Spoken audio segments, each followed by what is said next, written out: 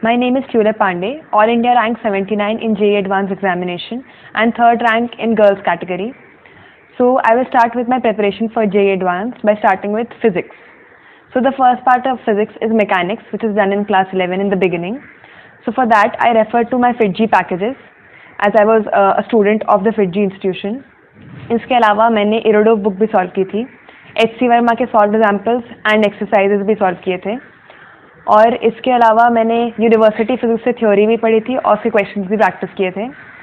Moving on to heat and thermodynamics, उसके लिए भी मैंने अगेन HC वर्मा मैंने हर एक टॉपिक के लिए सॉल्व की थी फिजिक्स के लिए, तो इसके लिए भी वैसा ही था. और इसके अलावा FIITJEE के पैकेजेस भी किए थे. इसके लिए इरोडोव मैंने रेफ़र नहीं की थी. इरोडोव में काफ़ी टफ क्वेश्चंस रहते हैं, बट उससे आपका कॉन्फिडेंस बूस्ट होता है अगर आपसे वो सॉल्व हो पाए तो. और मेरे पास कुछ बंसल क्लासेस की शीट्स थी एंड मैथ्स बाय सुहाग की भी कुछ शीट्स थी, ये सब ऑनलाइन अवेलेबल हैं. इनसे भी मैंने सारे टॉपिक्स प्रैक्टिस किए थे फिजिक्स के. फिर जो मेन टॉपिक्स हैं इसके अलावा वो 12th के हैं, जो कि है इलेक्ट्रिसिटी एंड मैग्नेटिज्म से रिलेटेड. तो उसके लिए मैंने सेंगेज पब्लिकेशंस की बुक्स यूज़ की थी और उनको सॉल्व किया था. उनकी डेली प्रैक्टिस प्रॉब्लम्स भी सॉल्व किए थे, जो कि अलग से शीट्स के फॉर्म में आते हैं. इसके अलावा मैंने जो बाकी टॉपिक्स हैं जैसे कि ऑप्टिक्स और मॉडर्न फिजिक्स, ये DC पांडे नाम की बुक से कवर किया था फॉर फिजिक्स.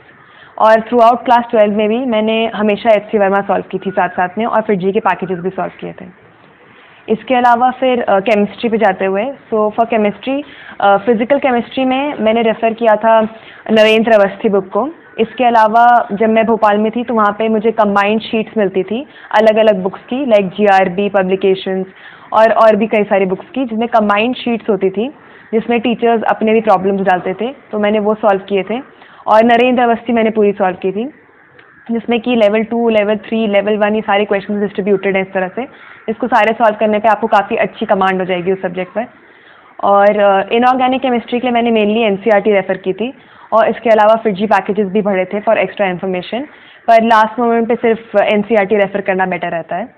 और ऑर्गेनिक के लिए हिमांशु पांडे सॉल्व की थी क्लास 11 सिलेबस के लिए, एंड MS चौहान सॉल्व की थी क्लास 12 सिलेबस के लिए. फिर moving on to mathematics, mathematics में मैंने कंटिन्यूसली सेंगेज बुक सारे कवर की थी. उसके पार्ट्स हैं coordinate geometry, algebra, calculus and vector 3D and geometry.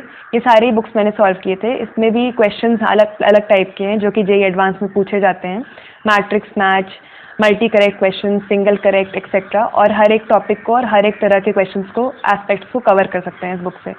और इसके अलावा मैंने कैलकुलस के लिए specially Sameer Bansal GRB publications की, वो भी मैंने सॉल्व की थी. उसमें टफ क्वेश्चंस रहते हैं जिससे आपका कॉन्फिडेंस बूस्ट होता है. और apart from this I had also solved the SL Loney book for trigonometry, and other than that I had also followed the FIITJEE packages for theory as well as the questions. इसके अलावा अगर कुछ advice देनी हो मुझे जो aspirants हैं उनको, तो वो ये होगी कि हमेशा एक रूटीन बनाना ज़रूरी नहीं है, बट ये इंश्योर करना चाहिए कि सारा सिलेबस कंप्लीट हो जाए और टाइम पे कंप्लीट हो, ताकि लास्ट मोमेंट में पैनिक ना हो. अगर आपका एग्ज़ाम अभी से 1 वीक बाद है तो आपको 1 वीक पहले से सारे सिलेबस कंप्लीट करके रखना चाहिए. लास्ट वीक में एक और जो मैंने स्ट्रैटेजी यूज़ की थी वो ये थी कि मैं अपने मिस्टेक्स नोट डाउन करके रखती थी जो भी किसी टेस्ट या एग्जामिनेशन में होते थे. तो उससे मुझे काफ़ी हेल्प हुई, क्योंकि लास्ट मोमेंट पे आपकी एक्यूरेसी इंक्रीज़ करने के लिए आपको अपनी मिस्टेक्स रिड्यूस करनी पड़ती हैं.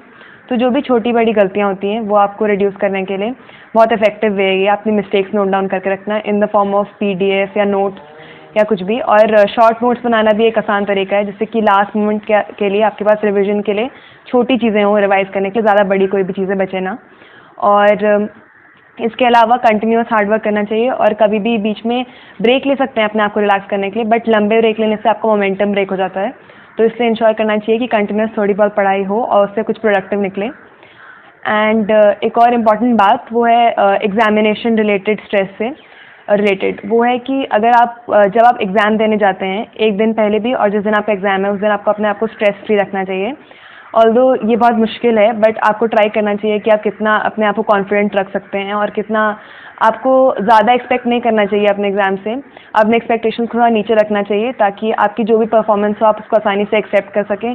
जिस तरह के क्वेश्चंस आए आप आसानी से उनको टैकल कर सकें. जहाँ तक एग्जामिनेशन हॉल स्ट्रैटेजी की बात है, तो जनरली लोगों का डाउट रहता है कि कौन से टॉपिक से स्टार्ट करना चाहिए, कौन से सब्जेक्ट से. सो मेनली आई थिंक उस टॉपिक से स्टार्ट करना चाहिए, उस सब्जेक्ट से जिसमें कि आपको सबसे ज़्यादा कम पैनिक होता हो। तो मैंने डिसाइड किया था इनिशियली कि मैं मैथ्स से स्टार्ट करूँगी। हाउएवर क्योंकि इस बार के एग्जामिनेशन में मैथ्स काफ़ी डिफ़िकल्ट आई थी, तो मुझे केमिस्ट्री पे स्विच करना पड़ा क्योंकि केमिस्ट्री इजी आई थी। और हमेशा ये इंश्योर करना चाहिए कि आप स्टार्टिंग के टाइम में जितना मैक्सिमम स्कोर कर सकते हो, जो भी आपके हिसाब से आसान क्वेश्चन हैं उनको आप कवर कर लो। तो इसलिए अपनी स्ट्रैटेजी को फ्लेक्सिबल रखना चाहिए। ऑफ कोर्स ये दिमाग में रख के चलना चाहिए कि सबसे कम पैनिक वाले सब्जेक्ट से स्टार्ट करें, बट वो ऑल्सो इस पर आप पे डिपेंड करता है कि एग्जाम में कैसे लेवल ऑफ डिफिकल्टी के क्वेश्चंस आए हैं हर एक सब्जेक्ट में। तो अगर आप फिजिक्स से डिसाइड करना स्टार्ट करते हैं और आपको वहाँ जाके लगता है कि बहुत ही टफ है, तो आप किसी और सब्जेक्ट पे स्विच कर सकते हैं, बट इस बात को आप ज़्यादा टाइम मत दें, नहीं तो उससे आपका टाइम काफ़ी लूज हो जाएगा और जिसमें आप काफ़ी सारे क्वेश्चन सॉल्व करके काफ़ी सारे मार्क्स गेन कर सकते हैं। तो जैसे ही आपको लगता है कोई भी सब्जेक्ट टफ है, तो आप इजी वाले पे स्विच कर जाएं और इजी वाले को कंप्लीट करें, ताकि आपको ये सेटिस्फैक्शन रहे कि आपने काफ़ी मार्क्स स्कोर कर लिए हैं।